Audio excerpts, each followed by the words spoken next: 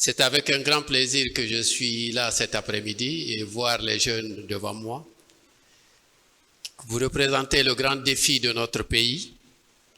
Vous avez besoin de savoir, d'améliorer votre savoir, de connaître des expériences passées pour vous forger et pour demain participer au développement de ce pays.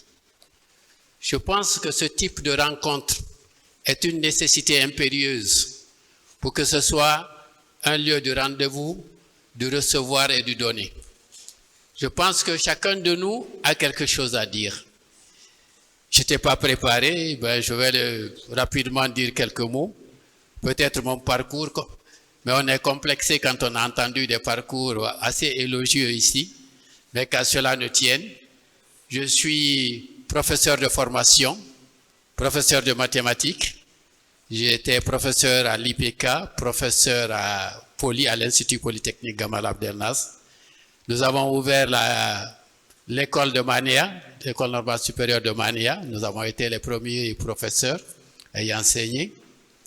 Par la suite, j'ai dû quitter l'éducation, mais faire une autre formation. C'était le Centre national de perfectionnement à la gestion de Donka, qui s'appelait à l'époque le Centre national de productivité, où nous avons eu à former les cadres de l'administration économique et financière qui intervenaient dans les administrations et qui intervenaient dans les entreprises. Cette formation initiée dans les années 1989, c'était surtout du fait que nous avions changé de système de régime. Nous sortions d'une économie socialisante pour aller vers une économie libérale où les cadres guinéens n'étaient pas du tout préparés, surtout ceux des administrations économiques et financières, tant par leur formation que par les règles et principes qu'ils utilisaient dans le cadre de leur travail quotidien.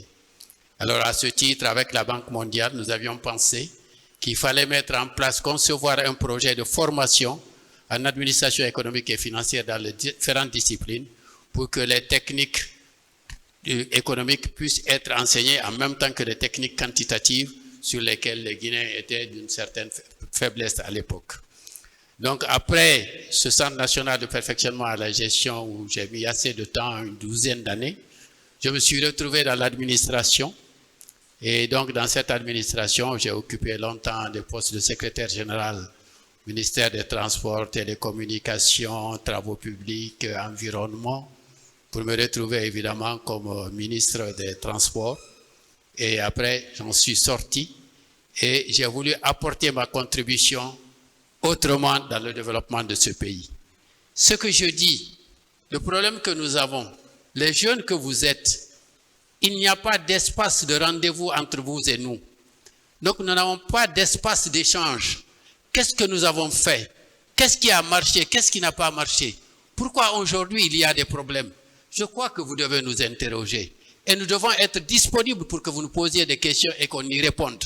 Peut-être que les réponses ne vont pas vous satisfaire, mais au moins vous sauriez qu'il y a eu des chemins qui n'ont pas abouti et que donc il faudrait penser autrement pour trouver des chemins pour développer la Guinée. Je crois que nous tous, nous sommes ulcérés quand nous voyons notre pays dans cette situation. En tout cas, moi, je suis révolté en tant que Guinéen. Quand je vois le potentiel intellectuel, le potentiel économique, le potentiel social de ce pays, des citoyens de ce pays, et que nous soyons à ce niveau de développement, j'en suis écœuré et révolté. Et je pense que de nos échanges, certainement va jaillir la lumière et qu'on pourra trouver des chemins pour d'abord penser que nous sommes Guinéens et que nous sommes ensemble et que les faux clivages qui ont été introduits, que nous allons les bannir pour qu'on se donne la main et qu'ensemble, qu'on puisse sauver enfin ce pays et que les Guinéens puissent être heureux.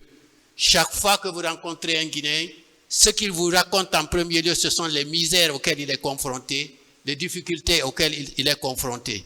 Il n'y a qu'une poignée d'hommes, de Guinéens qui se sentent à l'aise dans le système.